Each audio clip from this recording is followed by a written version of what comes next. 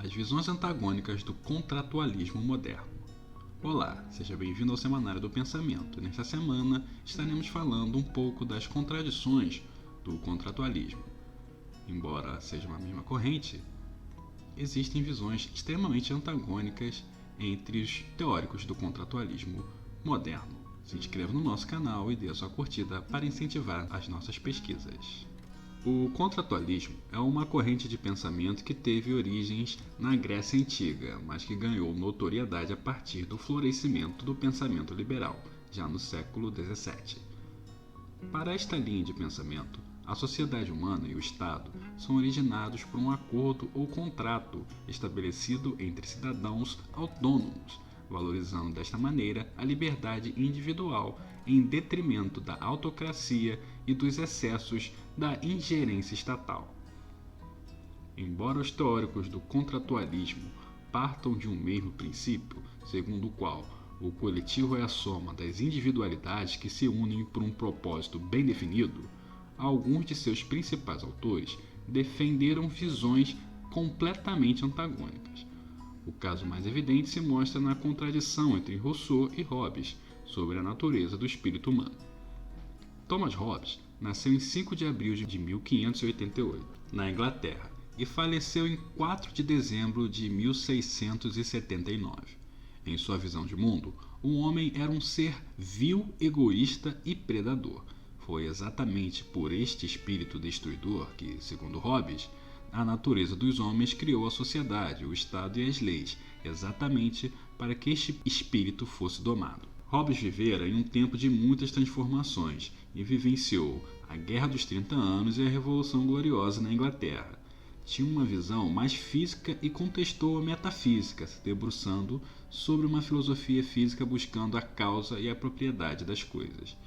Dessa forma, a filosofia de Hobbes tem como princípio a física. Ele acreditava que a filosofia é a ciência dos corpos, ou seja, tudo possui existência material e os corpos se dividiriam em corpos naturais, o que chamou de filosofia natural, e os corpos artificiais, o que chamou de filosofia política. Em seus livros Os Elementos da Lei e Leviatã, Hobbes torna evidente o uso da física e suas leis mecânicas como base para explicar fenômenos psíquicos e físicos, chegando até mesmo a comparar o homem a uma máquina, além de fazer analogia à mecânica do homem e à mecânica do relógio.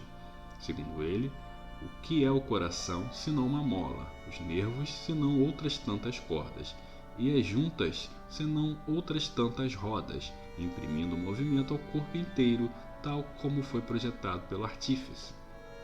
Essa perspectiva pessimista e mecanicista de Hobbes vai de encontro a uma visão completamente contrária, a de Rousseau. Jean-Jacques Rousseau nasceu em Genebra, na Suíça, em 28 de junho de 1712 e morreu em 2 de julho de 1778 na França. O filósofo genebrino considerava que o homem é bom por natureza e que as instituições educativas tradicionais corrompem o homem e tiram-lhe a liberdade. Para a criação de um novo homem e de uma nova sociedade, seria preciso educar a criança de acordo com a natureza, desenvolvendo progressivamente seus sentidos e a razão, com vistas à liberdade e à capacidade de julgar. Politicamente, expõe suas ideias no Do Contrato Social, publicado em 1762.